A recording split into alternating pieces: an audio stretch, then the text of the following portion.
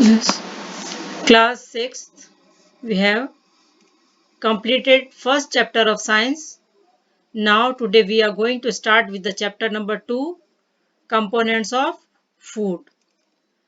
What are components of food? We have studied earlier also components of food.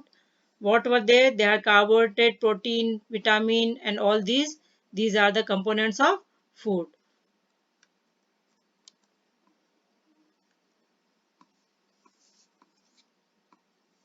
Now in our India we can see different kinds of food.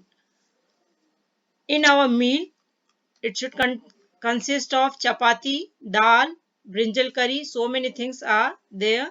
In another, there may be rice, sambar, and vegetable preparation of lady's finger. Yet another meal could be appam. Means so many types of food varieties are there in our Indian culture. So you can see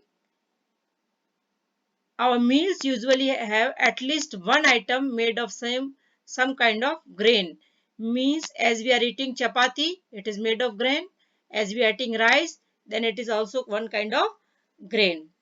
Now other items could be dal or a dish of meat and vegetables. Dal we are eating along with the chapati. Then it may also include items like curd, buttermilk and pickles. In our food it consists of curd also, then buttermilk and pickles. Some examples of meals from different regions are given in table point 21. You can see one table here. See, this is the table. In that you can see the region that are state Punjab. At Punjab, item of grain that is used as makka, that is corn, means that chapati roti is made from that. Then item of dal, that is rajma, and you can say kidney beans also. Then vegetable, it is eaten, that is sarso saag. It is made from mustard leaf curry. Then other thing, curd and ghee. These are some of the common meals which are used in the state of Punjab. Then one more example, it is in Andhra Pradesh. Item of grain that is rice, and dal, it is used tur dal and rasam. And vegetables, these are kunduru, it is the one of the vegetable which is used in Andhra Pradesh. And others, buttermilk, ghee, pickle, these all are used in meals, common meals, and we can say these meals are used in Andhra Pradesh. Now some examples of meals from different regions we have seen just now. Now sometimes we may not really have all this variety in our meals. Sometimes we are not having this type of meals in our diet. If we are traveling, if we are going anywhere, then we may eat whatever available on the way. Now if it may not be possible for some of us to eat such a variety of items most of the time, means each and every person is not getting this type of food every day. So there must be some reason though why meals usually consist of such a distribution. Means each and every people should try that he or she should have this type of variety, means including carbohydrate, protein, vitamins, roughage, all these things. Now you can see what do different food items contain, means different type of food what they contain. We know that each dish is all usually made up of one or more ingredients. We have studied in first chapter that what are ingredients, means the things required to prepare any kind of food that are said to be ingredients. I can give you one example about rice. If we have to make rice, then we have to take raw rice and water. These raw rice and water are said to be ingredients. And these ingredients we are getting from plants or animals. These ingredients contain some of the components that are needed by our body. These components are called nutrients. Now what are nutrients? the ingredients which contain some components which are needed by our body for the growth and development, that are said to be nutrients. The major nutrients in our food are named as carbohydrate, proteins, fats, vitamins and minerals. So you can write the major nutrients which are included in our food, that are carbohydrate, protein, fats. You can see a carbohydrate, proteins, fats, vitamins and minerals. Other than these, in addition, the food also contains dietary fibers such like water, which are dietary fibers and water which are also needed by our body. These also includes in our nutrients. Means food contain dietary fibers and water. Dietary fibers, you can say, that is roughage also. Now, do all food contain all these nutrients? Now here one question arises, that all the foods have all this type of nutrients, means carbohydrate, protein, vitamins, all this. With some simple methods, we can test whether cooked food or a raw ingredient contain one or more. Means we can do some of the experiments to know about that which food is having protein, which have carbohydrate, which have protein. The test for presence of carbohydrate, proteins and fats are simpler to do as compared to the test of other nutrients. We can do this test of carbohydrate, protein and fats.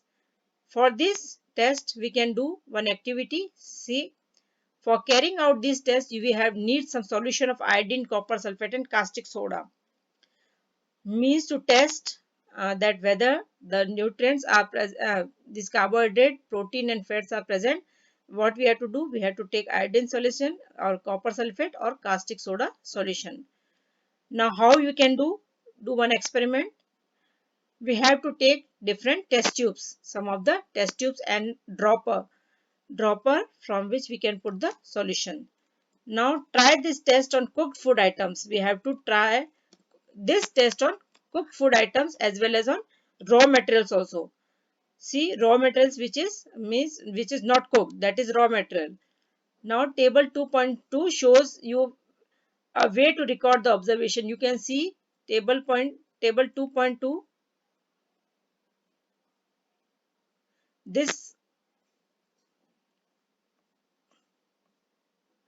This table you can see. In this table, here is the table 2.2, nutrients present in some of the food items. See, food item, that is raw potato, starch is present in it. Yes, starch is present in raw potato. Then milk, it have protein. In milk, what is present? Protein is present. Then in groundnut, what is present? That is fat in the form of oil. Uncooked powder rice, then cooked rice, dry coconut, uncooked tur dal, cooked dal. Dal is having protein in it. Okay. Then as coconut, it have fat. Then slice of any of the vegetable, it have also protein present in it. Then a slice of any fruit, it is also protein. Vitamin are there in that. Then in boiled egg portion, that is protein is there in boiled egg. You can say like that these are the nutrients present in some of the food items. Now, first of all, we are doing an experiment with the carbohydrate to see whether carbohydrates are present in grains or not. There are many types of carbohydrates. The main carbohydrates found in our body are in the form of starch and sugar. Means carbohydrates are present in the form of starch and sugar, and we can easily test it if a food item contains starch, and we can do uh, easily test if a food item contains starch. First of all, I will explain it tomorrow, but I will tell you first thing that you can see here. A dilute solution of iodine can be prepared. How it can be prepared? It can be prepared by adding a few drops of tincture iodine to a test tube half filled with water. Tincture iodine, it is used when we are wound, then it is used that, and it is in purple color. A dilute solution of iodine can be prepared by adding a few drops of tincture iodine to a test tube half filled with water. Then second one, what is copper sulfate solution? It can be prepared by dissolving 2 gram of copper sulfate in 100 milliliter water. See how can you prepare? In 100 milliliter water you have to put 2 gram of copper sulfate and you can make the solution of copper sulfate. Then third one, 10 gram of caustic soda. 10 gram of caustic soda dissolved in 100 ml of water makes the required solution of caustic soda. Means these solutions we can prepare by the adding this given amount. As we are using 10 gram of caustic soda, we have to take and we have to add in 100 ml and we will get the solution of caustic soda here only. And what are nutrients? You have to write the definition of that. And what are the write different names of nutrients. These two questions you have to do in your copy. And tomorrow we will do next activity 2, and we that is test for starch.